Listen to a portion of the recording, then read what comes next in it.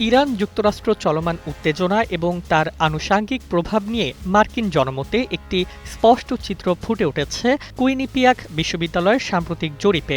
সম্প্রতি প্রকাশিত এই জরিপে দেখা গেছে মার্কিন ভোটারদের মধ্যে ইরানের ওপর সামরিক আক্রমণ সম্পর্কে বিভাজন ও উদ্বেগ ব্যাপকভাবে বিদ্যমান।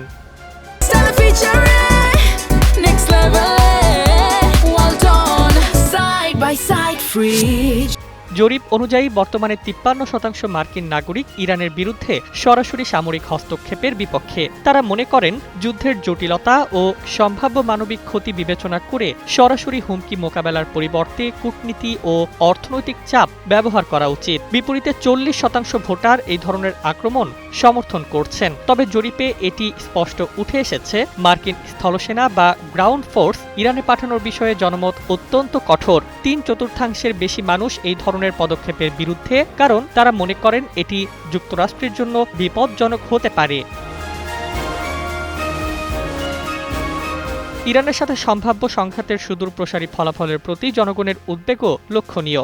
জরিপে অংশগ্রহণকারীদের প্রায় ৩/৪ আশঙ্কা প্রকাশ করেছেন যে যুদ্ধ শুরু হলে যুক্তরাষ্ট্রের অভ্যন্তরেও সন্ত্রাসী হামলার ঝুঁকি বহুগুণ বৃদ্ধি পাবে। অভ্যন্তরীণ নিরাপত্তার এই ভীতি মার্কিন জনমতকে সরাসরি যুদ্ধের বিপক্ষে রাখতে গুরুত্বপূর্ণ ভূমিকা রাখছে।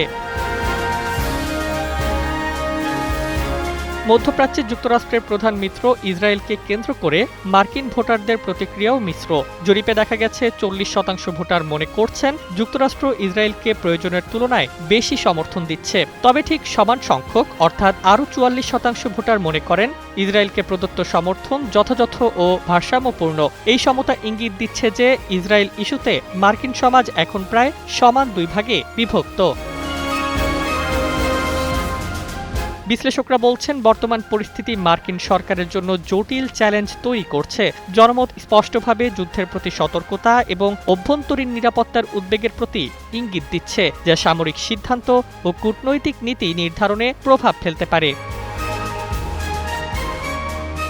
মোট কথা, ইরান যুক্তরাষ্ট্র সংঘাতের প্রেক্ষাপটে মার্কিন জনগণ সেনা হস্তক্ষেপে বিরোধী, কিন্তু কূটনীতি এবং মিত্রদেশকে সমর্থন দেওয়ার বিষয়ে ভাগাভাগি দেখা যাচ্ছে। এ পরিস্থিতি যুক্তরাষ্ট্রের সামরিক ও কূটনৈতিক কৌশলের ভবিষ্যৎকে জটিল করে তুলেছে।